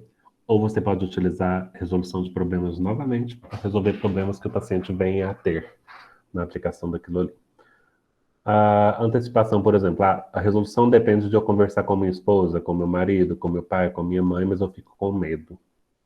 Então vamos pensar em como pode ser essa conversa, né? E vamos aplicar a habilidade de antecipação. Você se imaginar tendo essa conversa de maneira efetiva. Isso aqui se parece muito com técnicas de exposição imaginária, com a diferença que na exposição você vai imaginar a catástrofe, e na antecipação você vai imaginar você sendo efetivo. Agora, se parece em qual sentido? Nos dois casos vai evocar muitas emoções intensas. Se for uma situação que evoca emoções, obviamente. Então você vai validar essas emoções e vai enfatizar para o paciente que ele foi capaz de se dispor a enfrentar uma situação difícil, que ele conseguiu tolerar e que ele conseguiu se ver na situação. Tentando enfatizar aqui o senso de competência desse paciente. Então, por isso que eu enfatizei com vocês lá atrás a importância de você identificar o principal problema do paciente e focar na resolução dele. E, isso ficando claro, vocês já vão ter um trabalho muito bom de ativação comportamental. Enriquecimento de agenda e comportamento orientado para valores seria você fazer o trabalho completo de ativação comportamental. Mas o foco, o central, se a gente puder definir, vai ser isso aqui. Pelo menos para o paciente ter as melhoras iniciais dele. Faz sentido para vocês? Maravilha. Pode passar. A esquiva ativa é isso, né? São comportamentos que resolvem o problema, muitas vezes eliminando a fonte aversiva. Então a ideia é você transitar, sair da esquiva passiva e passar para a esquiva ativa. Pode passar. Pode passar. Quando o paciente tem mais de um problema, e em geral ele tem, a ideia é você pegar aquele principal problema, o que mais estiver gerando sofrimento para esse paciente. A pergunta da varinha mágica vai ser útil para isso. De todas essas coisas, qual delas é a que mais te gera sofrimento? Qual delas é a que você mais gostaria de mudar? Vocês vão ver que vão ter pacientes que a cada semana é um problema que gera mais sofrimento. Tenta identificar o que tem em comum entre todos esses problemas. É um senso de descontrole da vida? São conflitos? Quando você busca o que tem em comum entre esses problemas, você consegue chegar em algo que poderia ser chamado de problema central. Pode passar? Vocês viram a imagem, né? Que é a Arya Stark. Ali é uma imagem dela enfrentando o Rei da Noite em Game of Thrones. Então é indo lá no líder do exército. Pode passar? Pegando a pergunta da Nione, lá atrás, né, sobre como apresentar a racional, que é o terceiro componente central aqui, que eu quero que fique muito enfatizado para vocês. Ela tem que ser modelada no repertório do paciente. Você não vai dar uma aula dessa racional. Você vai ajudar esse paciente a aprender a perceber o comportamento dele conforme a racional da ativação comportamental. Para isso, você vai utilizar perguntas como se elas fossem uma lanterna. Essa lanterna vai iluminar aspectos específicos da experiência do paciente, você vai direcionar a luz dessa lanterna para aspectos específicos da experiência desse paciente, que ajudem ele a perceber a relação entre comportamento, contexto e humor e emoção. Pode passar? Ao direcionar a atenção do paciente para esses aspectos, você vai estar ajudando ele a construir uma descrição coerente com a racional da BA a respeito de o que está mantendo a depressão dele. E além de você utilizar essa lanterna, essas perguntas em forma de lanterna, você vai explicar junto. Eu vou dar um exemplo para vocês agora. Pode passar? Obrigado, Josi e Nione. Meninas, vocês podem ficar mais uns 15 minutinhos? Podem? Podemos. 15, 20 minutinhos no máximo? Maravilha. O que vocês perceberam nesse recorte, nessa vinheta?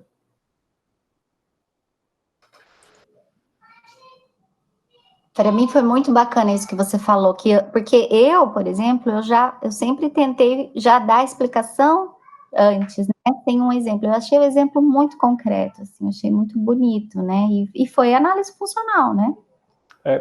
A análise funcional vai permear absolutamente todo o processo, só que você vai fazer ela de maneira informal durante o processo inteiro. Em alguns momentos você vai fazer ela formal, no papel, e vai dar para o paciente levar, e vai treinar ele a fazer, pedindo a ele, olha, pegando isso aqui que você aprendeu, vamos trabalhar com outros exemplos? Pode ser você escrevendo? Pode. Quando você dá para o próprio paciente escrever, você está treinando ele a ter autonomia em fazer a análise funcional. Você está colocando ele para pensar mais no que ele está fazendo. Isso é muito importante para a gente entender o processo. Na verdade, é muito legal porque é uma análise funcional em que, ao mesmo tempo, você vai aqui modelando quase que o comportamento da pessoa, né? E o que eu acho importante é que que a análise funcional, ela não é feita como algo tácito, é isso, é isso, né? Por isso acontece isso. É assim, ok, tal, você compreendeu perfeitamente o que acontece, e nós podemos, né? O que nós podemos trabalhar a partir disso. Muito legal. Amei. Você ia falar, Zila? A Nione falou, mais ou menos, eu ia falar que é um jeito de você trabalhar um pouco com a FAP na interação nesse momento, né? Porque você vai fazendo reforçamento diferencial na hora em que ela está discriminando. Então, a gente vai reforçando esse comportamento no momento em que ele está acontecendo, né?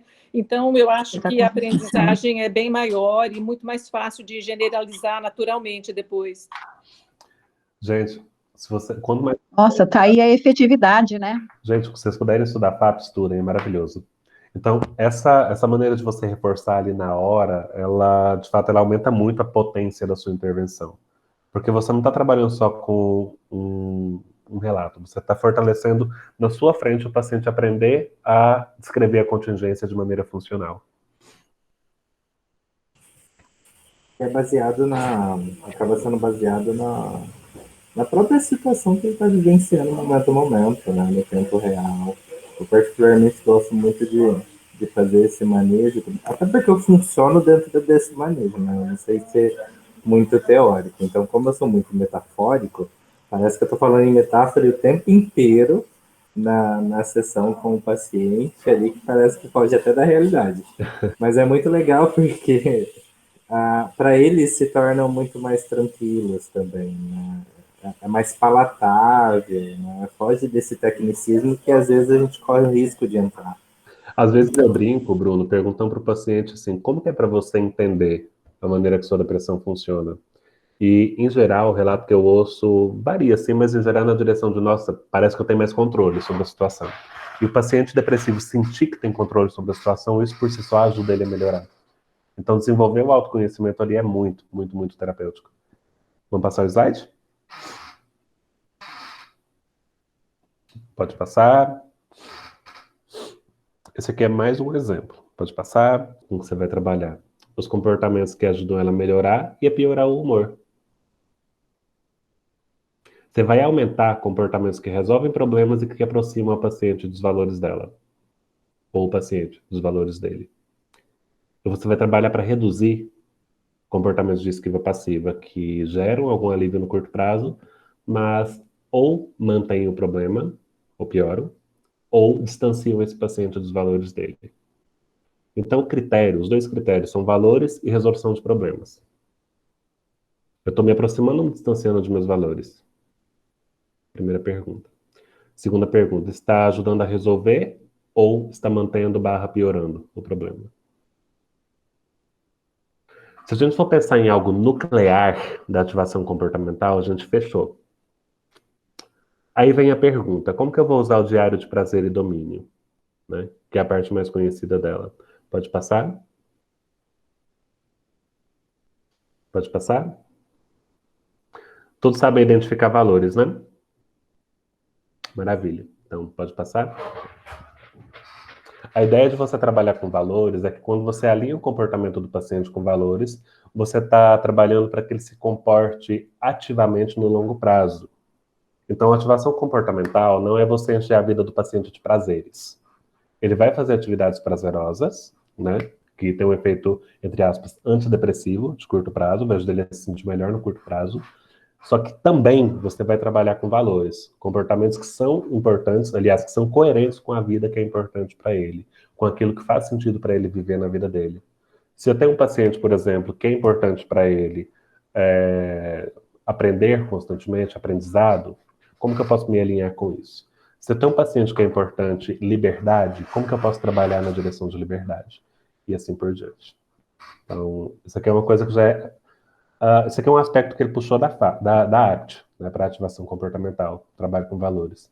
Embora o Martel já fale da importância de trabalhar com valores na ativação comportamental, não existe uma recomendação explícita disso. Isso é uma coisa que eu gosto muito na ativação comportamental do IAC, o quanto é explícita a recomendação de você fazer esse trabalho focado em valores. Vamos passar? Pode passar, pode passar. Ezequias, deixa eu só falar, Ezequias, uma observação que eu achei bem interessante, que esses exemplos que você deu, assim, dá para a gente perceber o seguinte, como que você ir modelando, fazendo essas perguntas dessa forma, diminui o que eu vou chamar de resistência da pessoa, né, do cliente ali na hora de poder abrir o que ele está sentindo realmente, e como diminui, eu já vi isso em algum lugar e não lembro onde, como diminui a culpa, porque ele começa a identificar os porquês do comportamento dele no próprio ambiente. E isso pode dar um certo alívio, e eu estou achando que esse tipo de sensação, ele facilita até você levar o paciente a identificar seus verdadeiros valores, né? Porque como é uma coisa tão pessoal, assim, a identificação de valores, é complicado o paciente fazer isso quando ele está se sentindo mal, quando ele está resistindo a perceber o que realmente está acontecendo com ele, né? E identificar essas variáveis relacionadas às contingências do ambiente, né? Então, eu acredito que pode facilitar os valores. Me deu uma luz aqui que isso poderia facilitar realmente. Facilita muito e é importante relacionar a atenção para isso, que isso vai muito naquela direção do que a gente falou lá atrás, de não patologizar o comportamento do paciente. Você não vai virar para ele e falar, você está depressivo e por isso você pensa ou sente dessa forma. É o contrário, né? O que você está experimentando, como que está a sua vida, que contingências você está exposto que estão gerando isso em você, e o que você pode fazer em relação a isso. Então, identificar relações funcionais entre comportamento, ambiente, emoções, pensamentos que isso gera, tende a gerar muito alívio para esse paciente. Reduz a culpa, reduz a cobrança, e tira aquela sensação de, eu tenho que ter força de vontade, eu tenho que ter autoestima, quando você constrói com ele essa descrição funcional, como a gente estava falando. A maioria dos pacientes vai chegar na clínica falando, não consigo porque eu estou deprimido, não consigo porque eu não tenho força de vontade, porque eu não tenho autoestima. Você não vai confrontar diretamente. Confrontar diretamente aumentaria muito o nível de aversividade. No lugar de confrontar, uma possibilidade é fazer conforme eu fiz ali. Me dê um exemplo de uma situação que sua autoestima estava ruim. Me dê um exemplo de uma situação que sua autoestima estava boa, ou um pouco melhor. E a partir disso, ir construindo a descrição. Faz sentido para você? Kias, eu assisti uma live, do Paulo Abreu, uma live da ICBS, em que reuniu o Paulo Abreu, o João da Molduras Relacionais, mais 2 pessoas da Autocompaixão e a Alessandra da FAP.